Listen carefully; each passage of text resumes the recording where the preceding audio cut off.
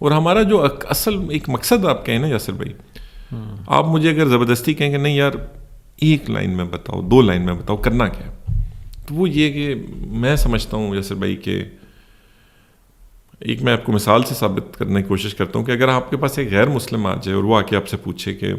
ایک کتاب بتا دیں، 2 نہیں، 3 نہیں، 4 نہیں، ایک کتاب بتا دیں جس کو اگر میں سمجھ لوں تو میں اس دنیا میں بھی کامیاب ہوں، آخرت میں بھی، تو ہم سب کیا کہیں گے؟ ہم قرآن کریم۔ وہی شخص آپ سے پوچھ لے کہ آپ کو خود آتا ہے، تو ہم سب کیا کہیں گے؟ ہم مطلب اپنی بغلیں جھانکنے لگ جائیں گے، ہم کہیں گے ہمیں تو ایک لفظ، ایک رکوع، ایک آیت کچھ بھی نہیں آتا۔ پھر آپ کی جب وہ فاؤنڈیشن لے ڈاؤن ہو جائے نا، آپ کو قرآن کریم سمجھ، اور آپ عالم نہیں بنیں گے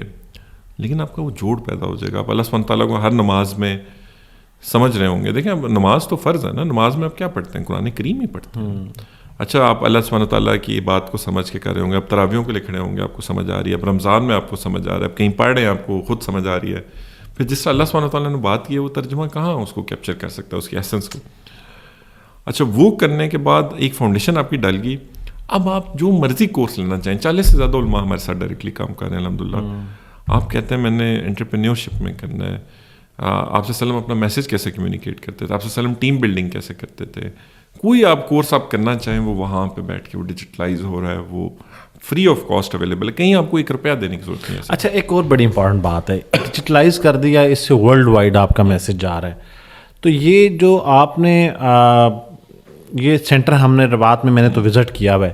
تو یہ صرف ادھر ہی ہے پنڈی میں؟ یہ صرف یہاں پہ جو ہمارا اینیمیشن اسٹوڈیو وہ جکارتا انڈونیشیا میں، وہ ایک الگ بڑی زبردست کہانی ہے۔ اچھا انشاءاللہ ہم اگلی پوڈ کاسٹ میں کر سکتے ہیں اس کو کہ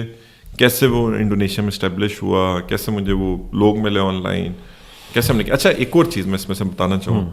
نہ آج تک 1 روپیہ اپنی ذات کے لیے الحمدللہ اس میں سے لیا ہے، نہ آئندہ لینا ہے۔ 1 روپیہ جو میں اپنی ڈسپوزیبل انکم کے جیسے بھی اس میں ڈال سکتا ہوں میں خود ڈالتا ہوں۔ ایون یہ جو زمین بھی ہے ہم نے خود مطلب اپنی زمین پہ سارے سینٹر کو بنایا ہے، سب کچھ کیا ہے۔ جو کچھ آپ دیکھیں برکت بھی تب آتی ہے جب آپ اپنی پوری کوشش یاسر بھائی کر چکے ہو۔ اگر آپ یہ سمجھ رہے ہیں نا کہ مطلب ہم اگین یہ خیر ایک اور بڑی ڈبیٹ ہو جائے گی، مجھے یہ لگتا ہے یاسر بھائی کہ for the first time in human history وہ ٹیکنالوجی، وہ وسائل، وہ چیز ایگزسٹ کرتی ہے کہ ہر انسان تک اس علم کو جو ہمارے اہل علم نے اپنی زندگیاں لگا کے حاصل کیا ہوتا ہے اس کو پہنچایا جا سکتا ہے، اور اتنا دیدہ زیب اور اتنا زبردست طریقے سے پہنچایا جا سکتا ہے کہ اس شخص کی وہ زندگی بدل جائے، اس کی کایا پلٹ جائے۔ تو کیوں نہ ہم وہ بنیاد کا پتھر میں شامل ہو جائیں۔